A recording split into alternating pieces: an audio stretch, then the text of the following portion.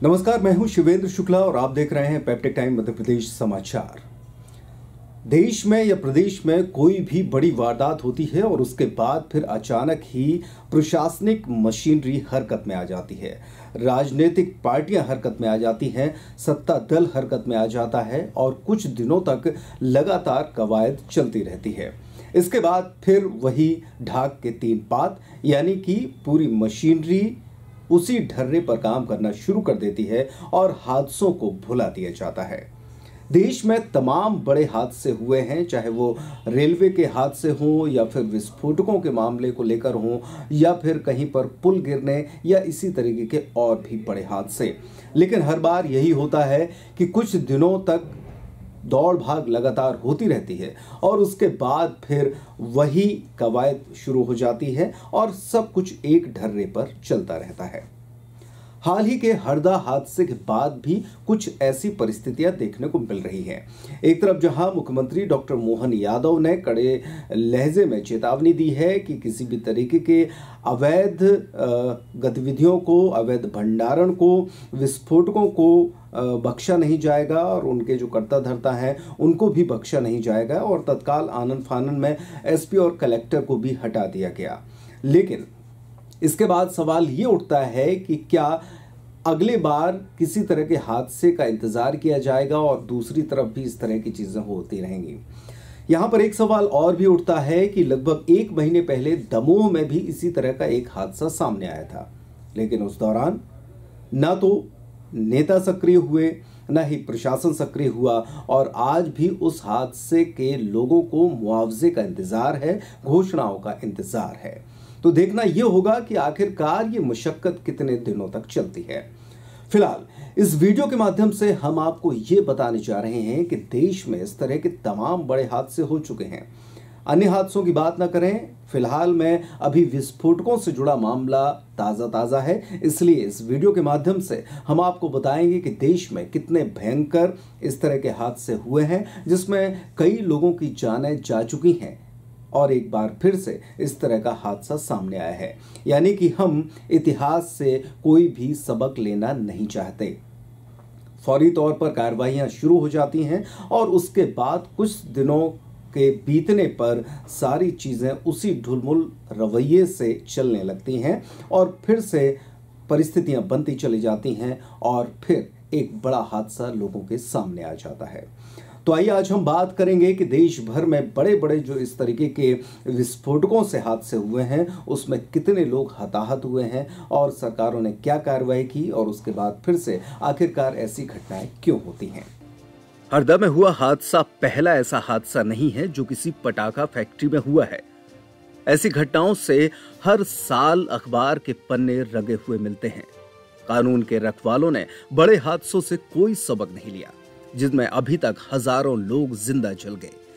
ये जानना जरूरी है कि देश में इन अवैध पटाखा फैक्ट्रियों की वजह से कब कब बड़े हादसे हुए और आखिर क्या है पटाखा फैक्ट्रियों के लिए नियम कानून। 15 सितंबर 2005 तकरीबन 2 दशक पहले बिहार के खुसरोपुर गांव में संचालित एक पटाखा फैक्ट्री में हुए धमाके को कभी भुलाया नहीं जा सकता है। हकीम मियां नाम के एक शख्स ने अपने ही घर में अवैध पटाखा फैक्ट्री खोल रखी थी। 15 सितंबर को अचानक ही फैक्ट्री में विस्फोट हुआ। विस्फोट इतना जबरदस्त था कि पास की 2 अन्य फैक्ट्री भी चपेट में आ गईं। कुछ ही देर में आसपास के कई घरों में आग लग गई। इस घटना में लगभग 35 लोगों की मौत हो गई थी। 9 सितंबर 2012 तमिलनाडु के शिवकाशी की एक पटाखा फैक्ट्री में भी भयानक विस्फोट हुआ था, जिसकी वजह से फैक्ट्री में अलग रखा बारूद का ढेर भी चपेट में आ गया। कुछ ही मिनटों में पूरी फैक्ट्री जलकर खाक हो गई। इस भीषण विस्फोट में 54 लोगों की मौत हो गई थी, जबकि 100 से ज्यादा लोग घायल हुए थे। 16 मई 2023 पश्चिम बंगाल के पूर्व मेदिनीपुर जिले के एग्रा क्षेत्र में पटाखा बनाने की अवैध फैक्ट्री में भीषण विस्फोट होने से 9 लोगों की मौत हो गई, जबकि दर्जनों घायल हो गए थे।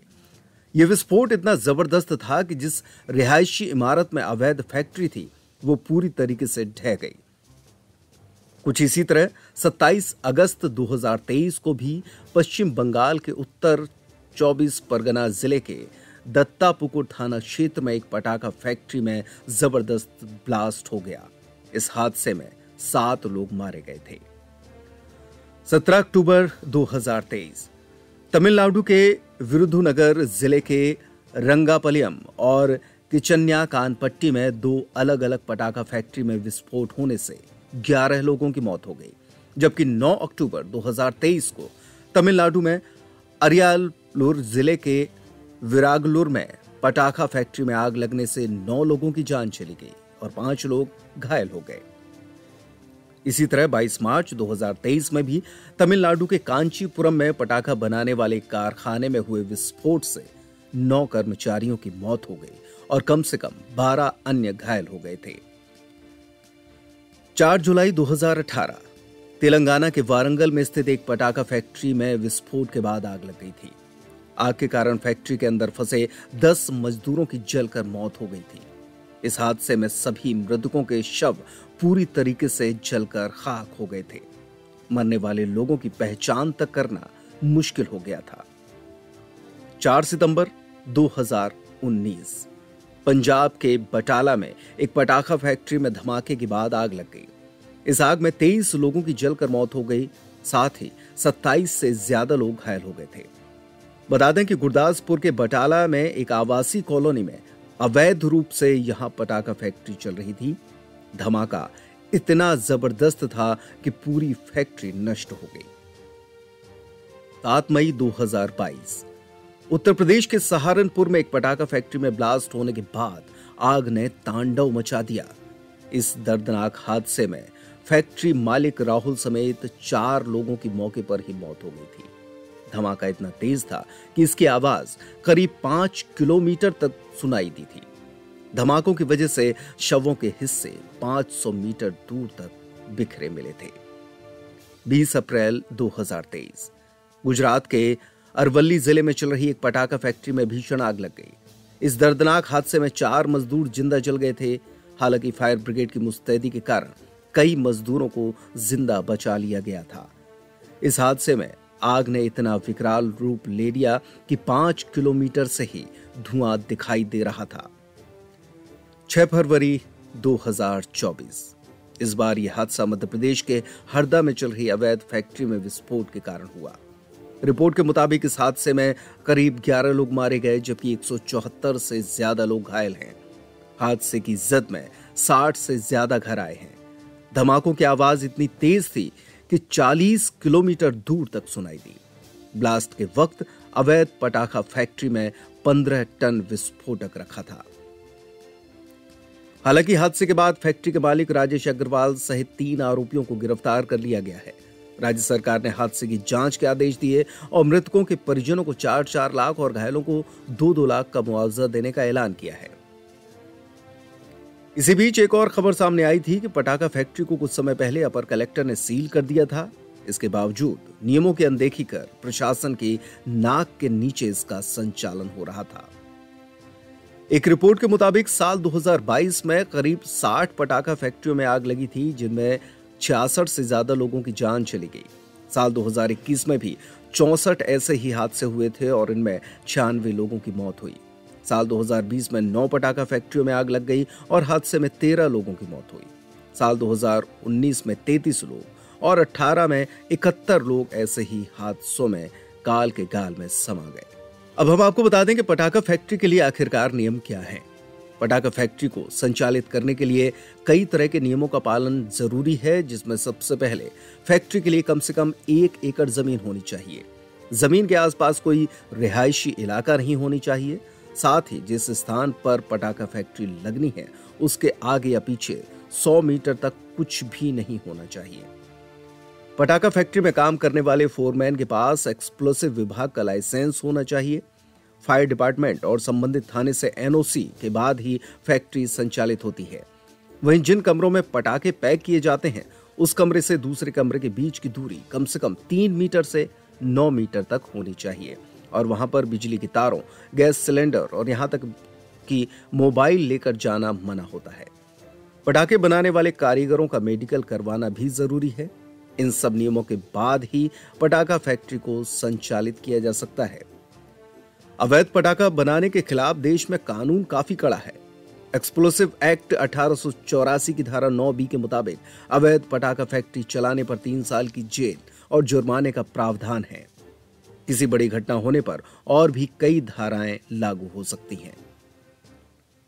इसके अलावा भंडारण के भी तमाम नियम हैं जिनको लेकर ही भंडारण किया जा सकता है। लेकिन देश में तमाम काम ऐसे चलते हैं जो कि प्रशासनिक अधिकारियों की जानकारी में होते हैं, उनकी नाक के नीचे चलते रहते हैं और जब तक कोई बड़ा हादसा सामने नहीं आता तब तक पूरी प्रशासनिक मशीनरी हाथ पर हाथ धर के काम करती रहती है और जब बड़ा हादसा सामने आता है तो फिर आनन फानन में कुछ एक जगहों पर चेकिंग की कार्रवाई होती है, गिरफ्तारियां होती हैं और उसके बाद फिर मामला उसी कछुआ चाल से चलने लगता है। देखना यह होगा कि इस बड़े हादसे के बाद आखिरकार प्रदेश और देश क्या सबक लेता है। तो आज के इस वीडियो में बस इतना ही। लगातार देखते रहिए पेप्टिक टाइम मध्य प्रदेश समाचार। हम आगे भी आपको तमाम ऐसे मुद्दों से रूबरू कराते रहेंगे।